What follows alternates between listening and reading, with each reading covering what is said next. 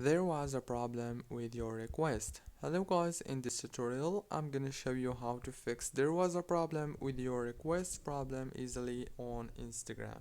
First thing, open the settings, open the apps manager, and when you open the apps manager it will take you into this page where you will find all the apps that you have downloaded on your phone. Scroll until you find Instagram and click on it. When you click on it, now click on this option here to stop the app, and then go to the permissions.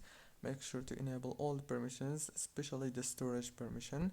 Go back and open the data usage. Now you have to disable all those options and enable them back again. Go back, click on the storage or the internal storage, click on this clear cache and click on clear data right here. And now you have to click on this open by default and go to the open supported links in this app, choose ask every time, and then go back to the home page, open the Play Store, search for Instagram and click on this update.